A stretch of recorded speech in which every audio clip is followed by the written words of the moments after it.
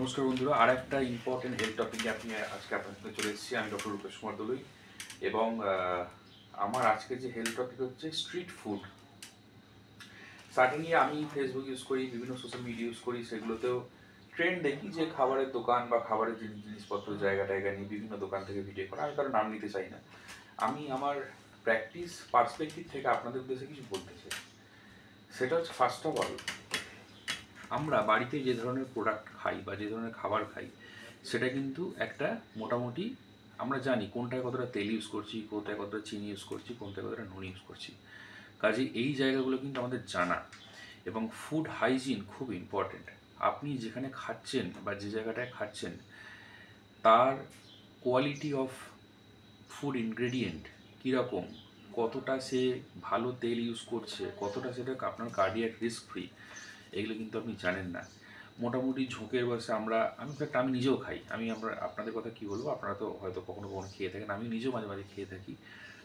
তেল এমন একটা জিনিস যেটা কিন্তু সরাসরি আমাদের শরীরে একটা ব্যাড ইম্প্যাক্ট ফেলে।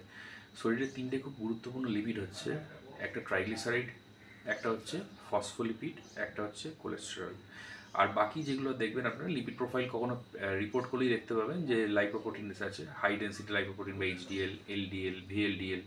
এগুলোর কাজ হচ্ছে এই যে লিপিড বা এই যে ট্রাইগ্লিসারাইড, এটাকে বয়ে নিয়ে যাওয়া।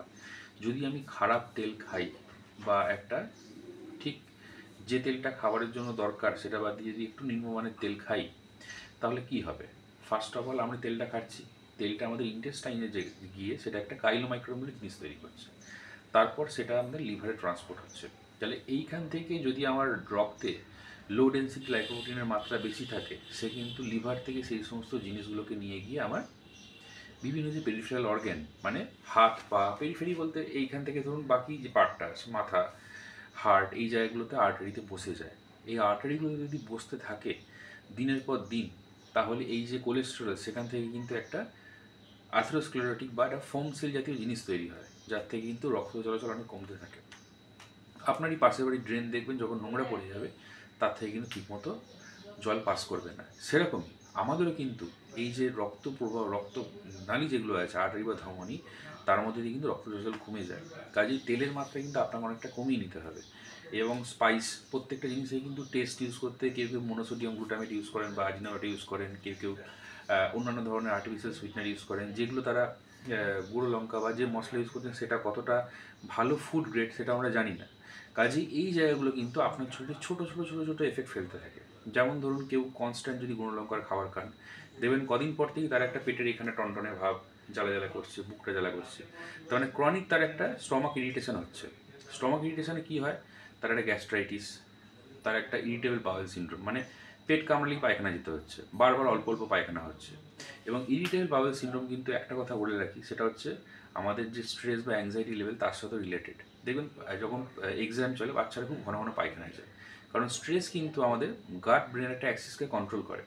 আমরা যত বেশি স্ট্রেস হই, আমাদের কিন্তু পেট তত বেশি একটা ডিফারেন্ট মুভমেন্টের মধ্যে থেকে চলে, এবং ডিফারেন্ট মুভমেন্টে থেকে কিন্তু বারবার স্টুল যাওয়া, পেট খালি না হওয়া, এগুলো কিন্তু খুব কমন।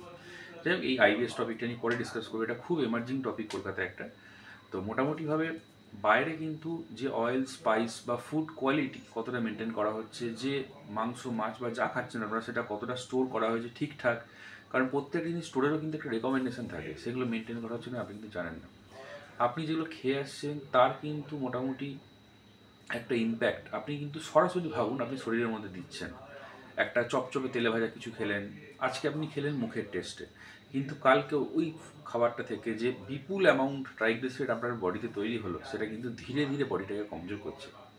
কখনো দেখবেন মাথাটা ব্যথা করছে, ঘাড়টা যন্ত্রণা করছে, মানে কি ব্লাড প্রেশার বেড়েছে। আমরা কিন্তু এখন অনেক ইন্ডিভিজুয়াল পাই এই বয়সে, মোটামুটি 30-31 বয়স, যাদের কিন্তু ঘাড় মাথা ব্যথা নিয়ে আসছে এবং প্রায় ব্লাড প্রেশার 160-170-এর কাছাকাছি আসছে। এটা কিন্তু দীর্ঘদিন চলতে থাকলে কিডনির উপর একটা চাপ পড়ে। কাজেই খাবার কিন্তু খুব ইম্পর্ট্যান্ট। নুন, চিনি অতিরিক্ত মাত্রায় খুব খারাপ। চিনি থেকে কিন্তু সরাসরি একটা কোলেস্ট্রল জাতীয় রিস্ক ফ্যাক্টর আসতে পারে, কারণ অতিরিক্ত সুগার কিন্তু যদি বডি হ্যান্ডেল না করতে পারে, সেটা কিন্তু অন্যদিকে মেটাবলিক পাথওয়েতে কনভার্ট হয়। নুন খেলে ব্লাড প্রেশার বাড়ে, প্লাস ফ্লুইড রিটেনশন হয়, দেখবেন পাটা ফুলে যায়। তেল মশলা অতিরিক্ত হলে তার থেকে একটা স্টমাক ইস্যু আসতে পারে। দীর্ঘদিন ধরে যদি স্টমাক যদি ইরিটেশন হয়, স্টমাক যদি একটা আলসার পড়ে থাকে যেটা আনট্রিটেড, বারবার প্যান্ডি খাচ্ছেন, তাতে কিন্তু গ্যাস্ট্রিক যে অ্যাসিডটা সেটাও সাপ্রেস হয়ে যাচ্ছে। অ্যাসিড সাপ্রেস হয়ে গেলে কিন্তু সেখান থেকে অ্যানিমিয়া বা আয়রন অ্যাবজর্ব হতে চায় না, কারণ আয়রন অ্যাবজর্ব হতে গেলে আমাদের স্টমাকে অ্যাসিড চাই। যদি অ্যাসিড না থাকে আয়রন কিন্তু অ্যাবজর্ব হবে না, তাহলে একটা আয়রন ডেফিসিয়েন্সি অ্যানিমিয়া। তাহলে আপনি খাবার খেলেনও বাইরের, আবার সেটাকে কন্ট্রোল করতে প্যানফর্টিও খেলেন, তার থেকে আপনার অ্যানিমিয়া হলো। মানে ভাবতে পারছেন যে জায়গাটা কতটা ডাইভার্স। আপনাকে এই জায়গাটা বুঝেই এগোতে হবে যে এই জিনিসগুলো বিষ। কাজে যান, বাইরে থাকুন, যা পারেন ঘর থেকে রুটি তরকারি সবজি করে নিয়ে যান। তাতে আপনার পকেট যেমন সেভ হবে, তেমন কিন্তু আপনার হেলথও সেভ হবে। দেখবেন আমরা কিন্তু কম্পাউন্ড ইন্টারেস্টের উপর বেঁচে আছি। আমি সকালে কখন উঠি, কত ঘন্টা ব্যায়াম করি, কতক্ষণ আমি ঘুমোই, এইগুলো কিন্তু আমার সারা জীবনের পরিচর্যার মধ্যে আছে। আমরা কিন্তু একদিনে কোনো রেজাল্ট পাই না। আপনারা মেনটেন করুন, একদিনে রেজাল্ট পাবেন না, বছর 40-50 যখন যাবে দেখবেন জীবনটা অনেক ব্যাপ্তি। এই যে ফিল্ম স্টার যারা আছেন বা যারা প্রচুর টাকা রোজগার করেন, তারা কি সারাদিন চিকেন বিরিয়ানি মটন বিরিয়ানি খান? তারা কিন্তু একটা বেসিক লাইফস্টাইল লিড করেন, কারণ তারা কিন্তু বুঝে গেছেন যে জায়গাটাতে। কাজেই এখানটাতে আপনাদের কনসিয়াস হওয়া খুব দরকার। আমি সবসময় অ্যাভেলেবেল, আপনাদের সমস্ত ধরনের কোশ্চেন উত্তর দেবো। আপনারা লাইক, কমেন্ট, শেয়ার এবং সাবস্ক্রাইব করুন চ্যানেলটিকে। সবার সঙ্গে আমার পাশে থাকুন।